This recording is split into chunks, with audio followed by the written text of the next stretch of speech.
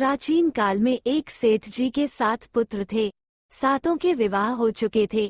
सबसे छोटे पुत्र की पत्नी श्रेष्ठ चरित्र की विदुषी और सुशील थी, परंतु उसके भाई नहीं था। एक दिन बड़ी बहू ने घर लीपने को पीली मिट्टी लाने के लिए सभी बहुओं को साथ चलने को कहा तो सभी धलिया और खुरपी लेकर मिट्टी खोदने लगी। तभी वहां एक सर्प निकला, जिसे बड़ी बहू खुरपी से मारने लगी। ये देखकर छोटी बहू ने उसे रोकते हुए कहा, मत मारो इसे, ये बेचारा निरपराध है। ये सुनकर बड़ी बहू ने उसे नहीं मारा। तब सर्प एक ओर जा बैठा। तब छोटी बहू ने उससे कहा, हम अभी लौट कर आती हैं, तुम यहाँ से जाना मत।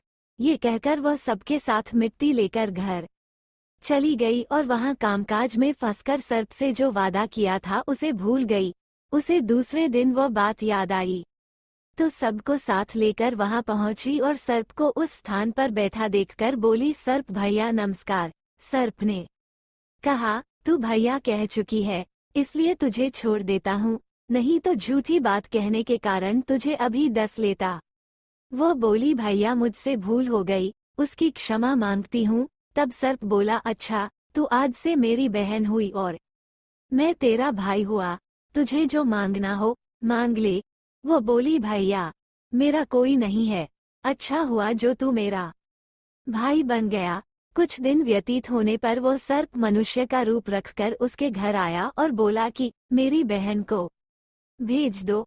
सबने कहा कि इसके तो कोई भाई नहीं था, तो वो बोला, मैं दूर के रिश्ते में इसका भाई हूँ, बचपन में ही बाहर चला गया था। उसके विश्वास दिलाने पर घर के लोगों ने छोटी को उसके साथ भेज दिया। उसने मार्ग में बताया कि मैं वही सर्प हूँ, इसलिए तू डरना नहीं और जहाँ चलने में कठिनाई हो वहाँ मेरी पूंछ पकड़ लेना। उसने कहे अनुसार ही किया और इस प्रकार वो उसके घर पहुँच गई। वहाँ के धन ऐश्वर्य को देखकर वह चकित हो गई। एक दिन सर्प की माता ने उससे कहा, मैं एक काम से बाहर जा रही हूँ, तू अपने भाई को ठंडा दूध पिला देना। उसे यह बात ध्यान न रही और उससे गर्म दूध पिला दिया, जिसमें उसका मुख बेतरह जल गया। ये देखकर सर्प की माता बहुत क्रोधित हुई, परंतु सर्प के समझाने पर शांत हो गई।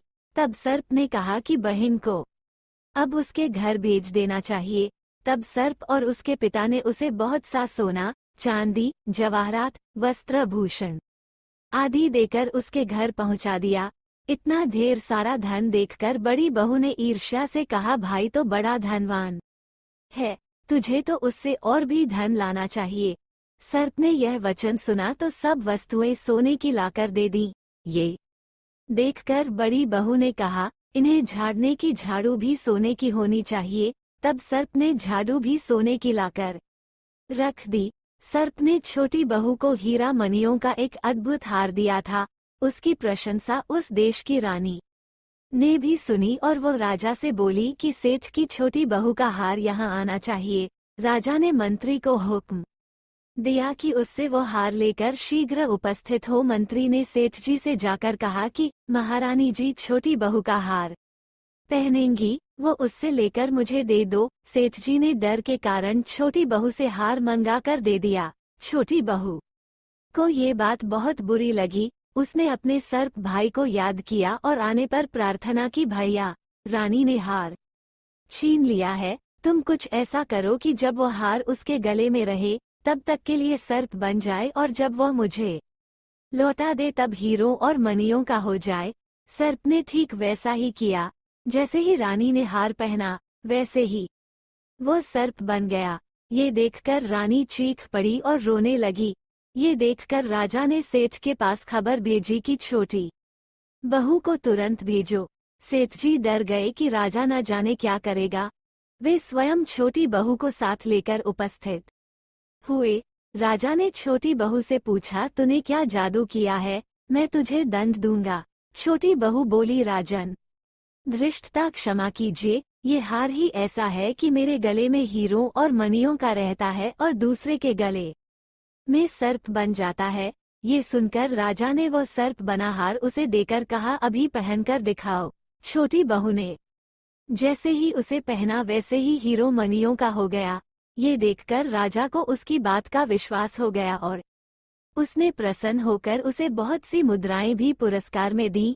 छोटी वो अपने हार और इन सहित घर लौट आई। उसके धन को देखकर बड़ी बहू ने ईर्ष्या के कारण उसके पति को सिखाया कि छोटी बहू के पास कहीं से धन आया है। ये सुनकर उसके पति ने अपनी पत्नी को बुलाकर कहा, ठीक ठीक बता कि यह धन तुझे कौन देता है। तब वह सर्प को याद करने लगी। तब उसी समय सर्प ने प्रकट होकर कहा, यदि मेरी धर्म बहन के आचरण पर संदेह प्रकट करेगा तो मैं उसे खा लूंगा। ये सुनकर छोटी बहू का पति बहुत प्रसन्न हुआ और उसने सर्प देवता का बड़ा सत्कार किया।